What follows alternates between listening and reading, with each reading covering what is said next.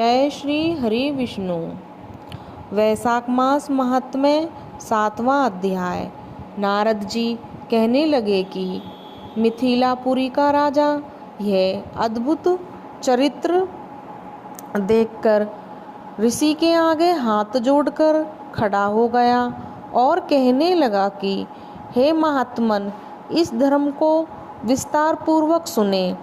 मेरी इच्छा है कि जिससे यह इच्छावाकु वंश का राजा मोक्ष को प्राप्त हुआ।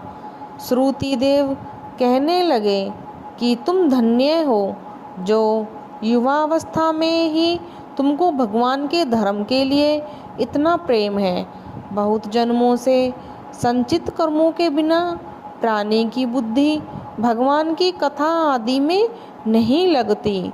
इस युवावस्था में इतना बड़ा राज्य पाकर तुम्हारी ऐसी मति को देखकर मैं तुमको श्रेष्ठ वैष्णव मानता हूँ। इसलिए मैंने यह श्रेष्ठ वैष्णव धर्म तुमसे कहता हूँ, जिससे श्रवण मात्र से प्राणी जन्म मरण के बंधन से छूट जाता है। जैसे प्रत्येक मनुष्य के लिए शौच, स्नान, संध्या, तर्पण आदि नित्य नियम कर्म हैं, वैसे ही वैशाख मास के भी कुछ कर्म हैं। वैशाख धर्मों के समान है और कोई धर्म नहीं है। जो कोई इन धर्मों को नहीं करता उसको स्वर्ग प्राप्त नहीं होता और कोई धर्म नहीं होता। जो कोई इन धर्मों को नहीं करता उसको स्वर्ग प्राप्त नहीं होता।